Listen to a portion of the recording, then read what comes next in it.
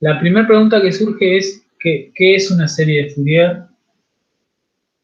¿Cuándo tiene sentido pensar en una serie de Fourier? ¿Para qué se usa una serie de Fourier? Eh, Me imagino que ustedes ya saben gran parte de esas respuestas, así que los escucho si se animan a decir qué saben sobre eso. ¿Qué es una serie de Fourier? ¿Cuál es la serie de Fourier en forma compleja? ¿Cuándo podemos pensar en una serie de Fourier? ¿Eh? ¿Qué dicen?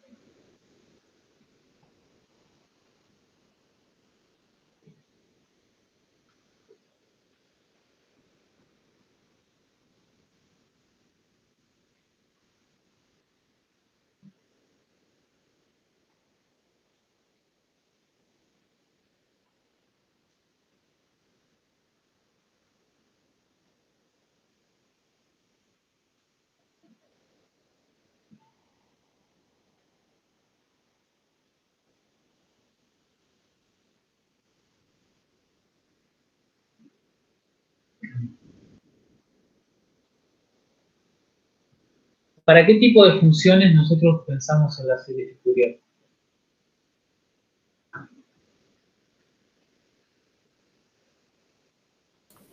Para funciones continuas o continuas a tramos. Para funciones continuas o continuas a tramos, correcto, pero que además cumplen con qué particularidad. Con ser funciones periódicas, tal cual, como dice ahí Joel. Entonces, la serie de Fourier es una herramienta que nos va a permitir pensar o describir a las funciones periódicas de una manera alternativa. ¿Sí? Digo describir, también podría decir representar, porque si bien en esta clase no va a entrar, vamos a ver que a partir del análisis en serie de Fourier vamos a poder estudiar ciertas particularidades de las funciones periódicas eh, que no podemos ver en el dominio temporal. ¿Sí?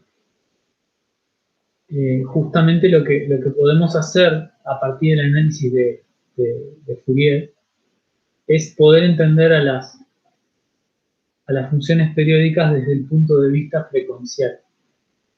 Cambiamos, digamos, la óptica, la perspectiva desde la cual observamos a la función y ahora vamos a ver cómo se comporta la función ya no a lo largo del tiempo, sino a lo largo de las frecuencias que la componen. ¿Sí? Quizá esto suena un poco abstracto, pero créanme que es sumamente usado en ingeniería y en muchas ramas de la ingeniería, y de hecho creo que las telecomunicaciones no serían posibles sin este tipo de análisis.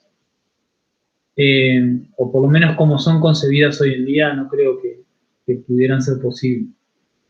Entonces, en la teoría, ustedes estuvieron viendo que para las funciones periódicas era posible, esto ya lo conocíamos de ecuaciones diferenciales, poder representarlas mediante una serie de Fourier conformada por senos y cosenos. Y también vieron que esa serie de Fourier podía reescribirse haciendo uso de la identidad de Euler, podía reescribirse como una serie de Fourier en forma compleja. Y llegaron a escribir f de t, siendo t una función, insisto, y como dijo Joel, una función periódica. ¿Sí? Podemos pensar f de t como esa sumatoria de menos infinito a infinito de un cierto coeficiente, que ahora vemos cómo se calcula, por e a la jn omega 0t u omega t. Muy importante, el coeficiente se calcula como 1 sobre t por la integral a lo largo de un periodo del producto entre la función periódica y e a la menos jn omega 0t o e a la menos jn omega t, diferencial t. Yo digo omega u omega 0, a mí me gusta pensarlo más bien como omega 0, porque se trata de un valor constante. Omega es la frecuencia angular fundamental de nuestra función periódica y es simplemente 2pi sobre t, siendo t el periodo de la función. ¿Sí? Eso lo tienen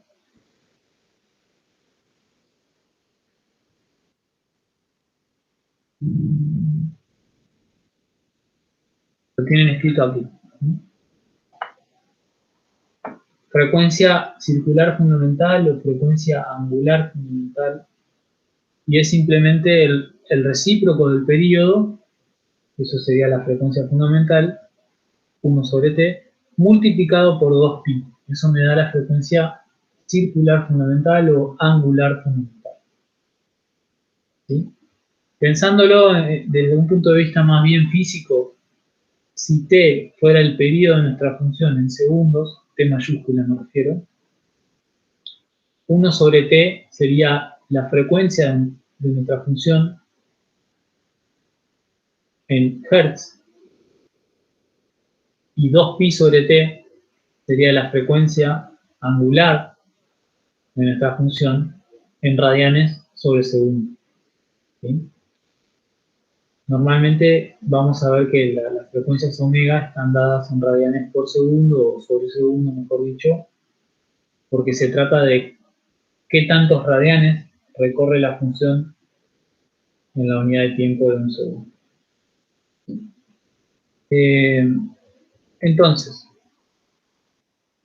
algunas preguntas que también en general vamos a tener que hacernos sobre esto es: ¿podemos representar una función periódica en serie de Fourier? ¿Sí? Para eso vamos a tener que calcular cada coeficiente a partir de esta integral. ¿Bien? Pregunto entonces, ¿cualquier función periódica se puede desarrollar como una serie de Fourier? ¿O necesitamos que la función cumpla con ciertas condiciones?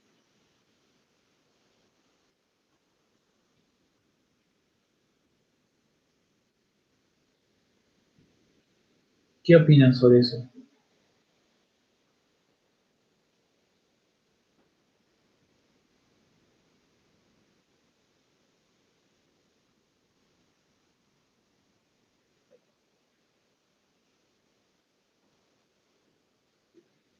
¿Se entiende la pregunta? O sea, yo necesito que la función Sí, cumpla se con... entiende. Pero yo no sé que si debe cumplir algo.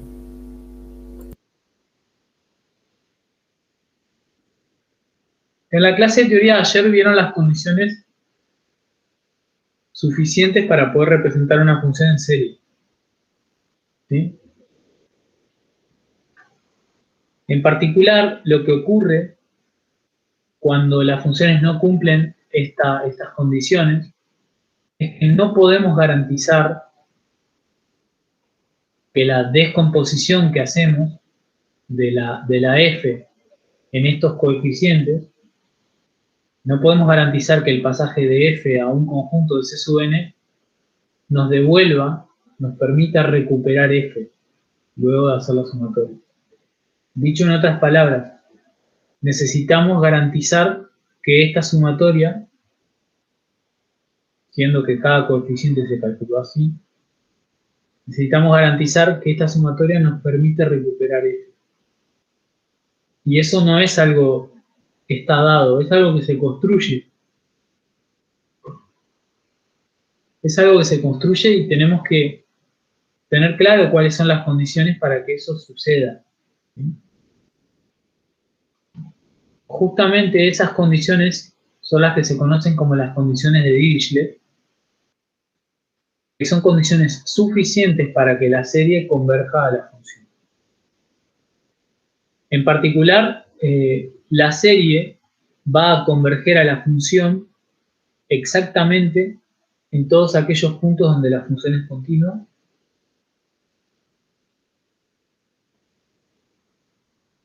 y va a converger al promedio de los límites laterales en todos aquellos puntos donde la función es discontinua.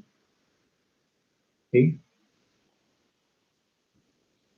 Ahora bien, ¿cuándo va a pasar eso?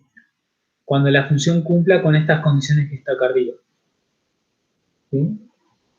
La función debe ser acotada, debe tener un número finito de máximos y mínimos aislados, y además debe tener una cantidad finita de discontinuidades de salto finito. ¿Sí?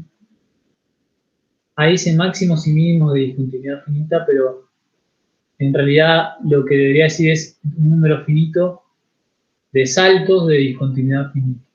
¿Sí? Tiene una cantidad finita de discontinuidades finitas la función. ¿Sí? Esto lo pueden encontrar en el libro, en la página, ya les digo, un segundo, en la página 301, si mal no recuerdo. En un momento, ya les confirmo. Me refiero al libro Glynn James, capítulo 4.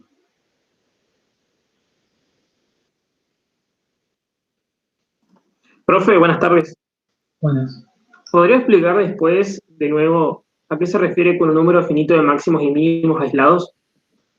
Eso no lo entendí muy bien. Bueno, ahí voy.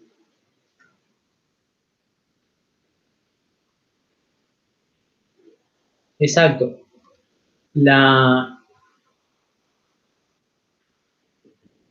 Las condiciones de Dirichlet están en la página 301 del libro, del Glynn James. Joel, la pregunta que vos haces tiene que ver con, no sé si alguna vez sintieron hablar de lo que son los fractales. ¿Alguna vez sentiste hablar? No, nunca escuché. Ok.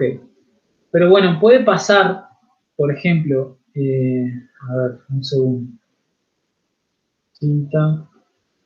Voy a poner un ejemplo de fractal. Cinta, coach. Un segundito. Es muy interesante la pregunta porque no es tan fácil por ahí de ver qué es lo que quiere decir eso.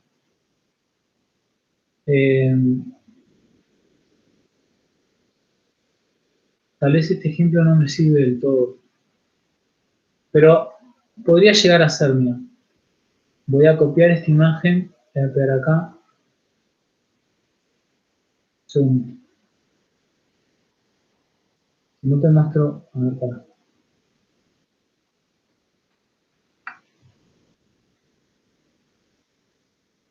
Por ejemplo, lo que pasa es que esto deja de ser una función en el sentido matemático, ¿no? como una función en el tiempo, no nos sirve.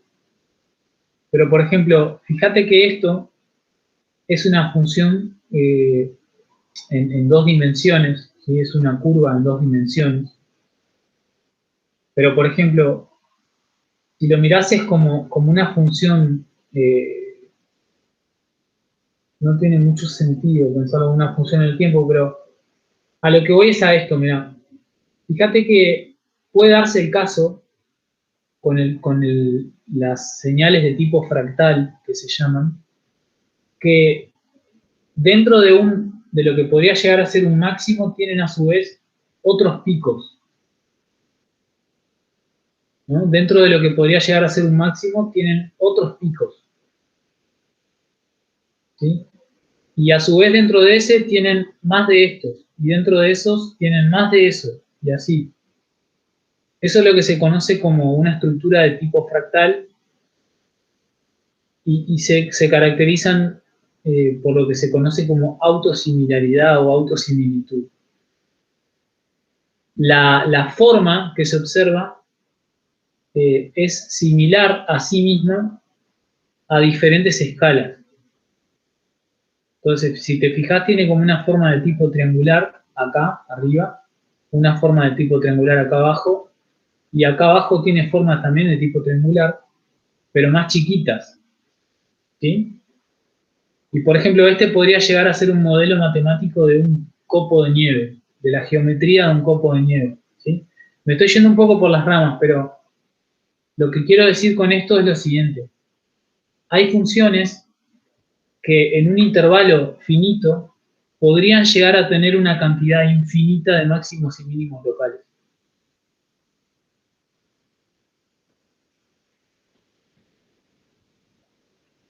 ¿Sí? Es un tanto abstracto esto que estamos hablando, pero puede llegar a darse y puede llegar a darse en funciones autosimilares, digamos, con una dinámica temporal autosimilar. ¿Sí? En general nosotros no vamos a tener ese problema. En general nosotros vamos a tener funciones con una cantidad finita de máximos y mínimos locales. Pero podría llegar a darse el caso de que eso no pase, por ejemplo, en este tipo de situaciones, donde las funciones son autosimilares. En la bioingeniería, por ejemplo, una función que muestra este tipo de comportamiento es la variabilidad de la frecuencia cardíaca. Si vos ves la frecuencia cardíaca a lo largo del tiempo, por ejemplo, nosotros normalmente nos late a 60, a 65, a 70 latidos por minuto. Pero eso no permanece constante.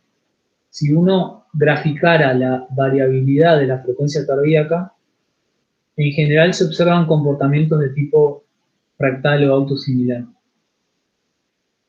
que están asociados a una variabilidad de un sujeto sano. Y cuando la variabilidad no muestra ese patrón, en general se puede sospechar de que hay algún tipo de patología cardíaca. De vuelta, me estoy yendo un poco por las ramas, pero este tipo de señales existen en la realidad o existen, digamos, señales reales que se pueden llegar a aproximar a este tipo de modelos. ¿Sí? Me fui un poco por las ramas, pero la pregunta que haces, Joel, tiene un poco que ver con eso. Hay señales o funciones que no tienen un número finito de máximos y mínimos aislados justamente porque mientras más te acercás y más zoom, por así decirlo, haces, más detalle encontrás y más mínimos y máximos aislados encontrás. Y eso es lo que pasa con las señales de tipo fractal. En nuestro caso, en general, esta condición la vamos a tener resuelta. De lo que vamos a tener que tener cuidado es de que la función sea acotada y de que tenga una cantidad finita de discontinuidades de salto finito. ¿Sí? Con eso sí vamos a tener que tener cuidado. Entonces, si eso pasa, nuestra serie va a converger a la función en todos los puntos donde la función sea continua y la serie va a converger al promedio de los límites laterales en todos aquellos puntos donde la función muestra discontinuidades. Se sobreentiende que esas discontinuidades son de salto finito, es lo que decíamos antes acá. Entonces, obviamente, vamos a poder calcular el promedio de los límites laterales. Son dos números finitos, los sumamos, lo dividimos por 2 y a ese valor va a converger la sumatoria. ¿Sí? Vamos a resolver ahora algunos ejercicios de la guía. Les pido por favor que la busquen y la descarguen. Es la guía 8. ¿Sí? Y en particular vamos a comenzar resolviendo el ejercicio 1 de la guía 8.